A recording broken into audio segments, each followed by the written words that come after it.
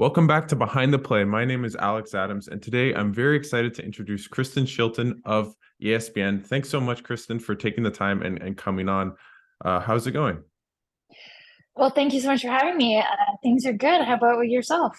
Pretty good, pretty good. I'm really excited to talk a bit about your career in the NHL and ESPN. So I first want to get started with your career. Was there a moment in time, or when did you first think you might want to pursue a career in sports journalism? Well, it's funny. I live now back, on the same block essentially where I sort of made the decision that I wanted to go into sports media. I had graduated from Wilfrid Laurier University, and I had a degree in English, and I was working as a copywriter. And I just spent like all my time listening to sports podcasts and reading about sports on the internet. And I was like, I'm a really bad employee because I'm not doing what I should be doing. And it was just clear to me that my passion wasn't in that sort of writing. It really was in sports, and I really wanted to pursue that. So ultimately, I went to my boss and I said, I'm going back to school. And he was like, You're crazy. And I said, Bye. And off I went. And that was really the impetus of it for me was, if you have something that you're really passionate about and something that draws you in and it's what you want to spend your time doing, then why wouldn't you try to pursue it as a career? So for me, it just came down to sports being something that filled me up in a way that everything else I had done never really had. And I think, certainly as a woman, I didn't see myself represented very much in sports journalism. I might have made the decision faster if I had, but at a certain point, it's like, well, there's got to be space for everybody, right? So once I kind of made that decision, it was just, there was no going back. And with that, maybe tell us a bit about your journey because I know you went to Syracuse. I know you worked in the AHL a bit. Maybe just tell us your journey a little bit from how you started when you decided to make your decision to go all in and then to where you are now at ESPN. Yeah, absolutely. So when I knew that I wanted to pursue this, I figured I better figure out how to go from, someone who had just studied Shakespeare for 4 years to someone who was, not going to be writing academic essays, but was going to be writing hopefully compelling content. So I found a journalism program that was still accepting. This was in the summer, so they were still accepting placements for the fall. So I ended up going to Loyalist College in Belleville for a year, and that was really foundational for me, just in terms of what does a news story look like? How does one make it as a journalist? And then after that, I felt like I still, after only 10 months, wasn't really gonna have the legs that I needed to get into the industry. So that's when I applied to Syracuse. I got in there, and the Newhouse Mafia is real. It's what they call the Newhouse School of Media there, and it was unbelievable. It was the most intense 10 months of my life for sure, or my academic life. It was just like a boot camp, literally, of how to make it essentially in the business. And it was hard. We got a lot of hands-on experience. I worked for the Syracuse Post Standard. I was covering Colgate hockey, Syracuse sports, all sorts of really cool things. And then, yeah, just sort of snowballed from there. I got an internship at a school with the NFL. That turned into a job with the Chicago Wolves hockey team. That turned into a job with USA Today, where I got to cover the NHL. Eventually, that's what brought me back to Toronto with TSN covering the Leafs. And then finally, almost 2 years ago now, wow, 2 years in October, ESPN had an opening, and it's been crazy to see, to go from a beat for 5 years, one team, and then now to be covering all 32 teams. It's been quite a ride. I think I've done it all at this point. I've covered Yeah. everything from junior B to the NHL, so I've seen it all. And with that, I know you're a big Leafs fan. When you were a reporter for TSN covering the Leafs, how impartial were you? How did you what was your process for that? Like, did you stay a Leafs fan? How was that like for you?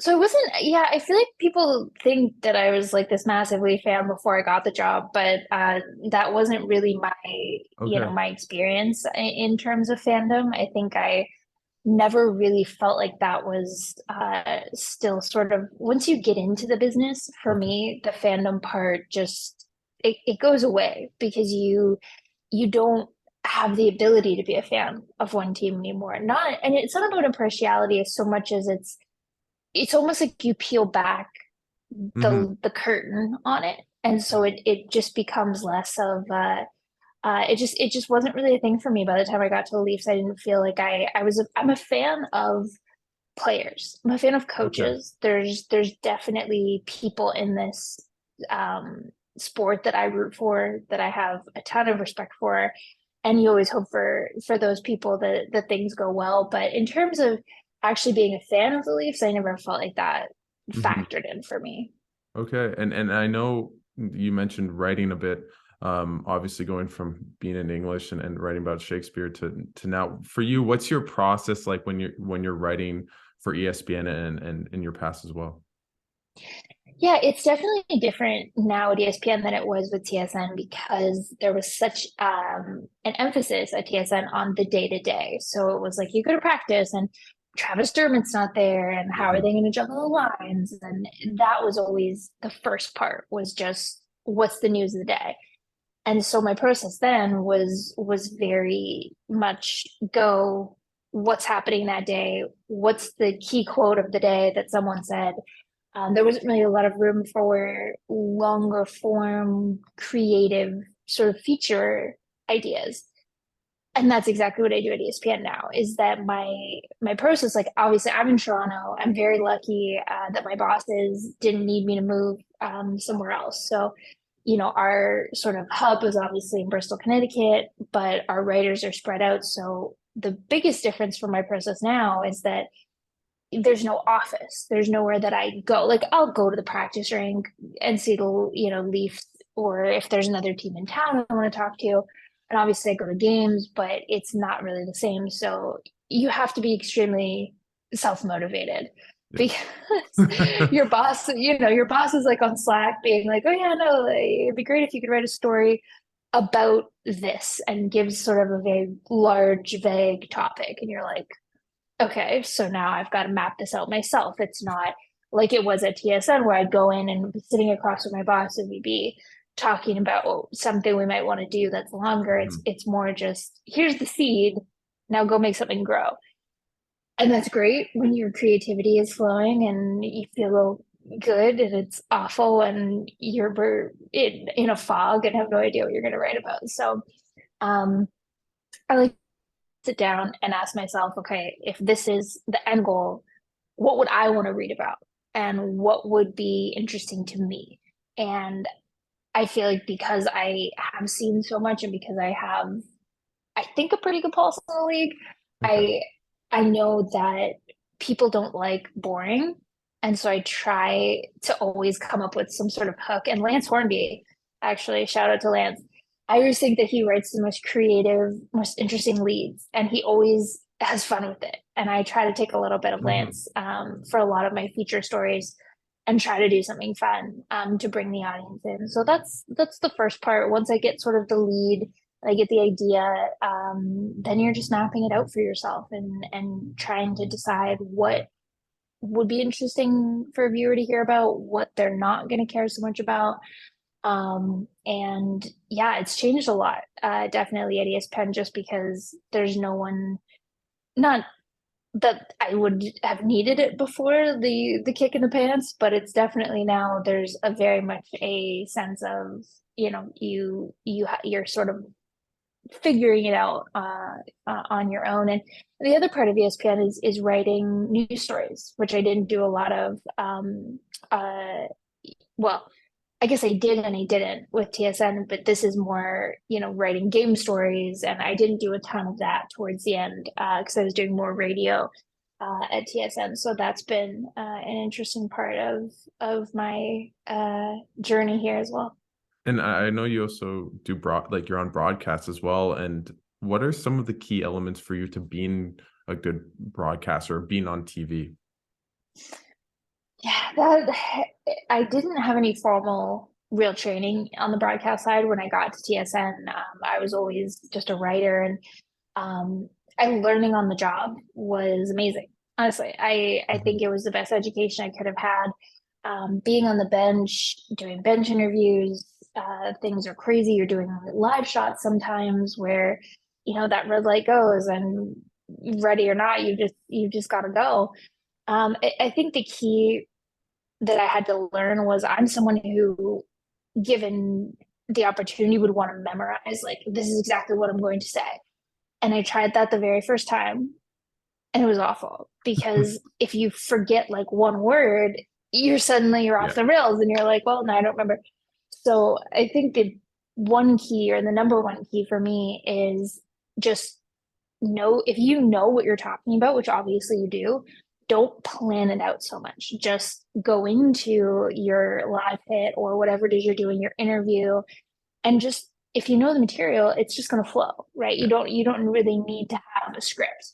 And as soon as I let go of that idea of like the perfect, you know, things that I was going to say or the way I was going to deliver it, I felt like I got a lot better. And that was true of radio as well. Mm. Because radio was kind of the same thing where I used to like write everything down that I was going to say, and I was like, don't forget to say this and no, and then of course I'm in the middle of the hit, being like, dang, I wrote something down that I was going to say and I can't remember, and now I'm flustered. So go with the flow, and that's what I think the best broadcasters do. Like, Yeah. it's all about preparation is so key.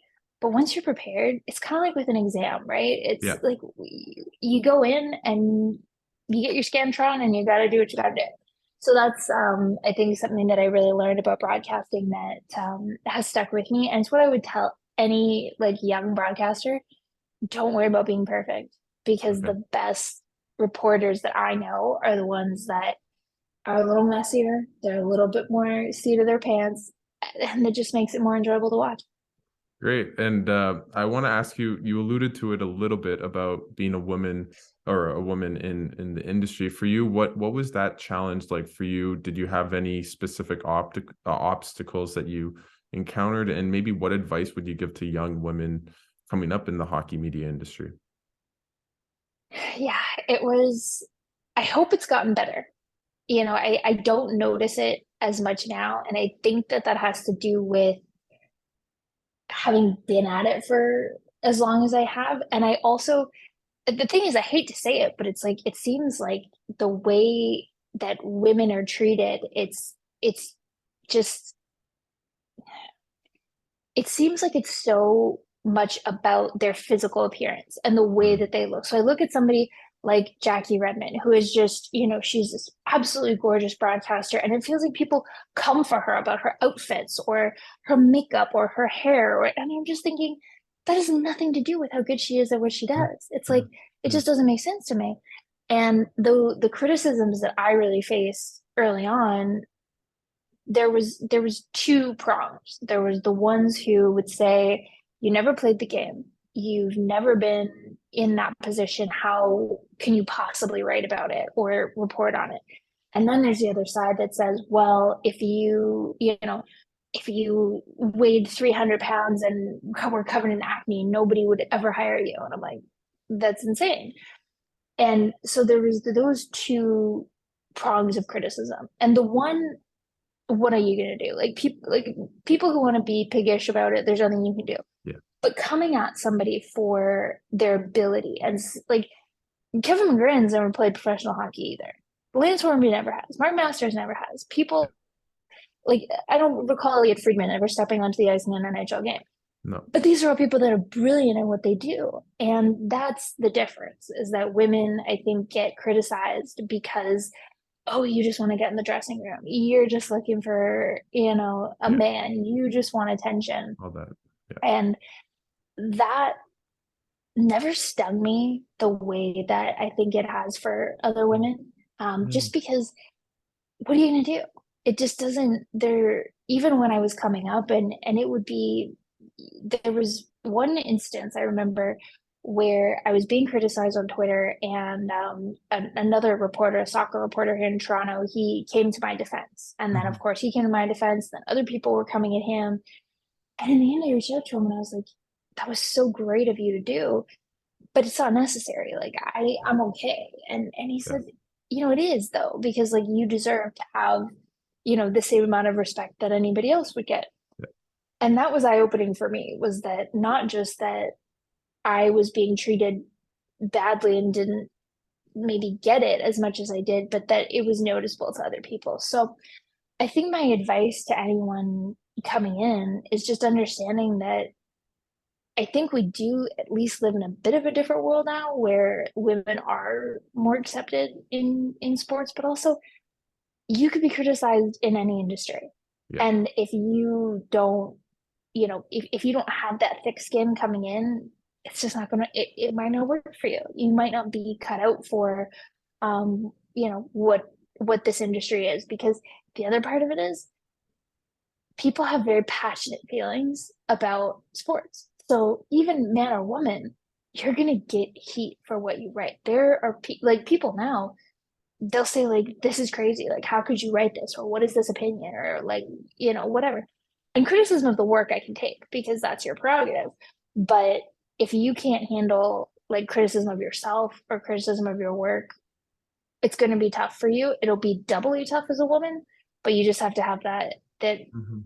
sense of yourself coming in. I think you put it very well in your answer to that tough question. Thank you, Kristen. I want to go to something a bit lighter, and Mm-hmm. I want to ask you a little hypothetical question. If you were the NHL commissioner for one day and you could change one rule, what would it be? Oh, it's got to be offside. Oh, The wow. offside rule, just the offside review, it drives me crazy because it's become so ticky tacky, and it feels like it just takes the flow out of the game, and there's all these interpretations, and I'm a purist. I just think like there's got to be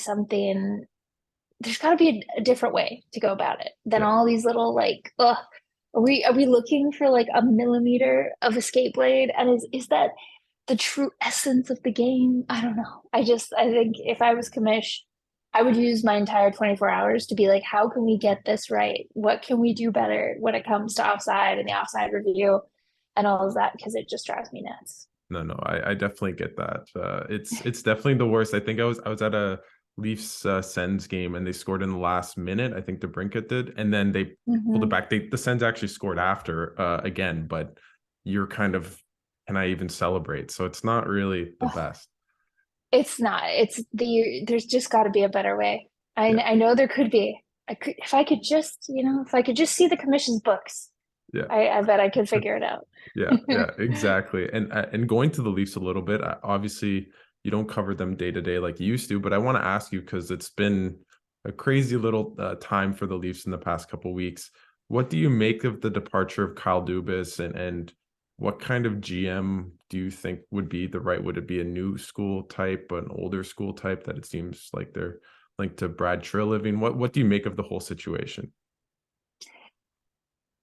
I would say it's not unexpected, but I wouldn't necessarily have pegged it to go down quite so dramatically. Like that was a Succession-esque press conference that we witnessed from Reddit Shanahan. It was insane. I've never had that sort of breakdown of this is exactly hour by hour how it Yeah. happened.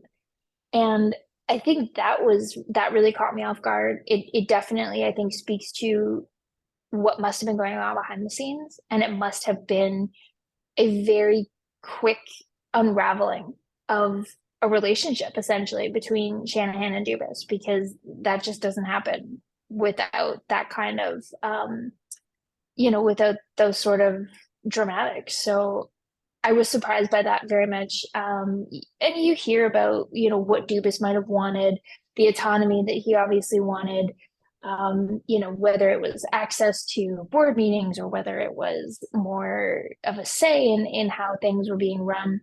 But he obviously wanted to be more on Shanahan's level. And if that wasn't what Shanahan wanted, well, Mm. that's his, that's where he gets to make the decision as president. But I would think, having gone the route of a new GM, that now Shanahan's going to look for someone with more experience. I personally think Brad Treliving would be great. I think he would be a great balance of old and new school. I think he Mm. gets it.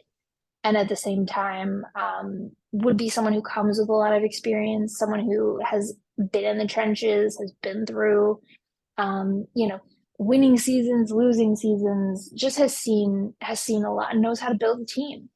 I think we kind of forget how good the Flames were last year. I think there was a coaching issue there that, ultimately led to the departure of players that, you know, maybe would have stayed if that hadn't been the case. So I think when it comes to the Leafs, there needs to be some experience there on the GM side. I also wonder about the coach. I wonder what's going to happen with Sheldon Keefe, because would he want to stay with a new GM and with the regime being in this state of flux? Is that even something that interests him? Does he want a fresh start? Do the Leafs want a fresh start?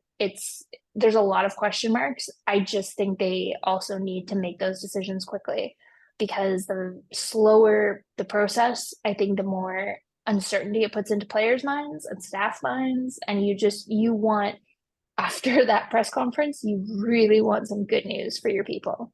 What would you do with the core four? Would you break it up? Would you keep it back? Or would you, yeah, what would you do? The core four, so much drama. Yeah. But if I'm Toronto, I just think making a change for the sake of change never works out well. Unless you truly felt like there was a player amongst them that required a fresh start, that required moving on. I I don't think that they've been the problem, in the sense of, you know, they have been a problem in the playoffs. Okay, we could say that. Their lack of the lack of production obviously is an issue when it comes to the postseason. You see how your best players have to be your best players at the best time of year. But does that mean that you don't want Mitch Marner for the other 85 games of the year? Does it, do you would it's I think you're damned if you do and you're damned if you don't with that group, Yeah. because if you trade somebody and it doesn't get better, well, then you just traded a world-class player for nothing. And if you trade someone and it does work, well, then if you're Shanahan, you've kind of got a little egg on your face for all of the years that you refuse to trade anybody. So I personally would keep them together, because it's sort of like you've been walking this path for so long that at a certain point, this is them in their prime. Yeah. And this is what you've been waiting for. And why would you trade 25-year-old Mitch Marner? Why would you trade 26-year-old William Nylander? You're sure as hell not trading Austin Matthews. So, I mean, John Tavares, no one's going to take that contract anyway. So, I would just say, not run it back, but run Bring it it back. back. Yeah, bring it back, maybe. That's the Maybe new bring it phrase. back. New phrase. You had a really interesting article about how the Florida Panthers made the Stanley Cup, and everyone should check it out at ESPN. But for you, if you had to have a pick of who their Conn Smythe winner would be if they were to win the cup, or MVP so far of the playoffs, would it be Bobrovsky? Would it be Kachuk? Who would your pick be? Oh, it's so hard to pick between Bobrovsky and Kachuk, but it's got to be Bobrovsky. I Mm, mean, he's literally lost one game since the first round. Like game four against Toronto, that's it. I mean, yes, Matthew Tkachuk has scored some huge goals, and that has been massive. But to be in position to be able to score in a one goal game, you need phenomenal goaltending. And watching that Eastern Conference final and the way the Bobrovsky shut out Carolina, I mean, I think the Panthers had two shots on goal in an entire period. Like, yeah. they were not generating anything. And if Bobrovsky doesn't stand on his head, you're not in the position Matthew Tkachuk's in come game four to win that series the way he did. So I think Bobrovsky has, just from start to finish since he stepped in. And sure, you can say, oh, well, he didn't start the series and Alex Lyon played, those first couple of games, but A, that wasn't his decision. And B, he's done everything that he could have since he's gotten his opportunity. And Kachuk didn't score the entire second round. Like he didn't do a whole lot actually against the Leafs. So yes, he, uh, obviously had those two big or three big goals against Carolina. But if you're looking at the whole body of work, I'm giving the Conn Smythe to Bobrovsky, and unless Kachuk has just a monster cup final, I don't see how Bobrovsky is not getting it. I think you convinced me because I think I was more Kachuk before you gave me the whole spiel about Bobrovsky. So I think you convinced me. Obviously, there's still the Western Conference Finals on. What have you made of that series, and do you think Dallas can come back and complete a 3-0 comeback? Oh, Vegas. Vegas, you can't bet on them, which is so ironic. I feel like I've seen this before from the Golden Knights, where like even last year, where at the end of the regular season, they couldn't win their way into a postseason spot. It was like they had their opportunity, it was right there for them, and they just couldn't get there. No, it's so hard to come back from being down the way that Dallas was. Really impressive performance, obviously. Ty Dellandrea scoring in 2 OT, that's great. But I don't know. I don't know. Do you have two more in you? Mm-hmm. After that one, like that's emotion, right? Like that there's just so much kind of riding on that. And then to go into another game and then you've got another game after that. I don't know. I would say I'm gonna stick with the Golden Knights. I think I said Vegas in six. So I think I'm still on track. You're still But there. I think Jamie Benn coming back though, I mean, what does that do, right, for Dallas? That was such a stupid decision by him anyway. Yeah, In what was that, game three? 3. Yeah. Game three. So that was not the kind of energy that the Stars needed. But hey, they rallied, right? And there's nothing scarier than a team that's resilient. So Yeah. I guess there's definitely I could see it going either way, but I still think at this point we're going to see Vegas, Florida. So if it's a Vegas versus Florida Panthers matchup, who do you have? How many games? What do you think of that series if that is the series? I have bet against the Panthers or gone against the Panthers in every single round. So I'm going Florida, man. I'm doing it because this is, I said Carolina for the cup. I thought I was right on track. I was like, there's no way the Carolina's not. So Florida in six. That's Okay. what I'm saying. I'm going with the Cats. May as well. Yeah. Well, well, thank you so much, Kristen, for taking the time and coming on. I just want to give you the floor. Is there anything at ESPN that you're working on that you want to plug? Anything that listeners should stay tuned for? Well, definitely keep checking us out for the Cup final. I've got another fun Florida Panthers piece. I think that's coming out. Today is a Monday, and I believe it will be coming out at some point this week as we wait to find out their opponents. So that hopefully people like that. But otherwise, yeah, we're gonna be plugging along. We'll have our big mega preview of the Cup final whenever we get our opponent for that one. So definitely check out espn.com/NHL and you'll see our bylines there. Well, thank you so much, Kristen, for taking the time. I really appreciate it, and excited to read about the Florida Panthers and the Stanley Cup Finals at espn.com. So thanks so much for taking the time. Well, thank you for having me. I appreciate it.